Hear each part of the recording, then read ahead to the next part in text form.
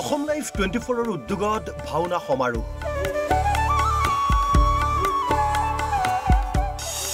ঢেকিয়াখোৱা বৰনামঘৰ প্ৰাংগণত হ'ব এই সমাৰোহ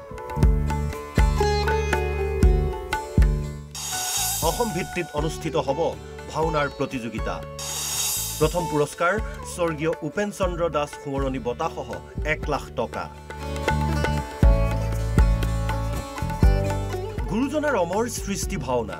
এই ভাওনাক নতুন প্ৰজন্মৰ মাজলৈ লৈ যোৱাৰ লগতে ভাওনা সংস্কৃতিয়ে দেশে বিদেশে যাতে প্ৰচাৰ আৰু প্ৰসাৰ লাভ কৰে সেই উদ্দেশ্যেৰে অসম লাইভ 24 এইবাৰ গ্ৰহণ কৰিছে এক বিশেষ উদ্যোগ অহা মাঘ মাহত যোৰহাটৰ টিয়কৰ ঢেকিয়াখোৱা বৰনামঘৰ প্ৰাংগণত অসম লাইভ 24 সৌজন্যত সদৌ অসম ভিত্তিত অনুষ্ঠিত হ'ব ভাওনা সমাৰোহ বৰনামঘৰ পৰিচালনা সমিতিৰ সহযোগত অনুষ্ঠিত হ'ব এই ভাওনা সমাৰোহ সেই উপলক্ষে সদৌ অসম ভিত্তিত আয়োজিত হ'ব ভাওনা প্ৰতিযোগিতা সোমবাৰে পুৱাই ঢেকিয়াখোৱা বৰনামঘৰত সেৱা জনাই এই কথা ব্যক্ত কৰে অসম লাইভ 24 অধ্যক্ষ তথা মুখ্য পৰিচালন সঞ্চালক নৃপেন দাসে অহা মাঘ মাহত আমি অসম লাইভৰ তৰফৰ পৰা কাহিনী ভাওনা সমাৰোহৰ আয়োজন কৰিব বিচাৰিছোঁ এই ভাওনা সমাৰোহ আমাৰ অসম লাইভৰ উদ্যোগত আৰু ঢেকিয়াখোৱা পৰিচালনা নামঘৰ পৰিচালনা সমিতিৰ সহযোগত কৰা হ'ব সদৌ অসম ভিত্তিত হ'ব আমি সমূহ ভাওনাৰ যিখিনি দল আছে তেওঁলোকক আমাৰ ঢেকিয়াখোৱা পৰিচালনা সমিতিৰ সভাপতি ডাঙৰীয়াৰ লগত যোগাযোগ কৰিবলৈ অনুৰোধ জনোৱা হ'ল আৰু তেখেতে নিয়মাৱলী সম্পৰ্কত আপোনালোকক অৱগত কৰিব ৰাজ্যিক ভিত্তিত অনুষ্ঠিত ভাওনা প্ৰতিযোগিতাৰ প্ৰথম আৰু দ্বিতীয় স্থানপ্ৰাপ্ত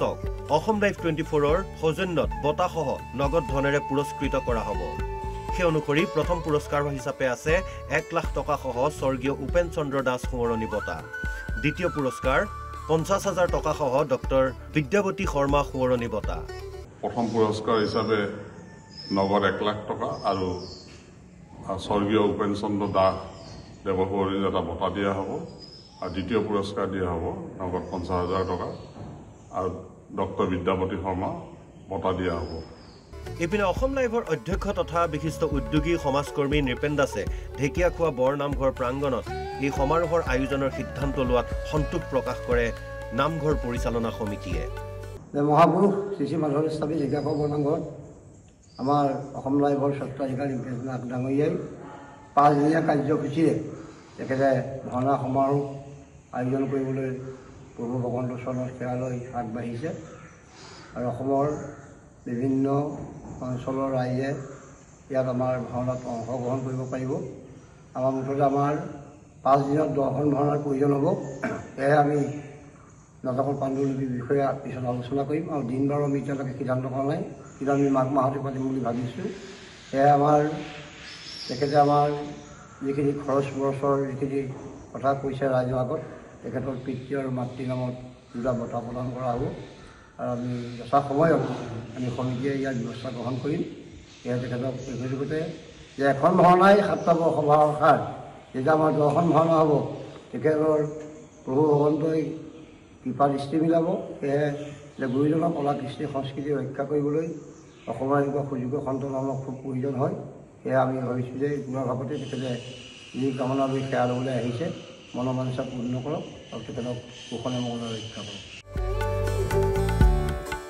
উল্লেখ্য যে ৰাজ্যৰ বিশিষ্ট উদ্যোগপতি নৃপেন দাসৰ উদ্যোগতেই ঢেকিয়াখোৱা বৰনামঘৰৰ প্ৰৱেশ পথত শোভা বৃদ্ধি কৰি থকা বৰ্তমানৰ যি সুবিশাল আৰু আটকধুনীয়া বাটচৰা আছে সেই বাটচৰা নিৰ্মাণ কৰা হৈছিল ঢেকিয়াখোৱা বৰনামঘৰক সময়ে সময়ে বিভিন্ন ধৰণৰ সহায় সহযোগিতা আগবঢ়াই অহা বিশিষ্ট সমাজকৰ্মী নৃপেন দাসৰ ভাওনা সমাৰোহৰ এই প্ৰচেষ্টা শলাগ লৈ ঢেকিয়াখোৱা নামঘৰ পৰিচালনা সমিতিৰ সদস্য ভকত বৈষ্ণৱৰ লগতে স্থানীয় লোক আৰু সংস্কৃতিবান ৰাইজে news desk report Assam live 24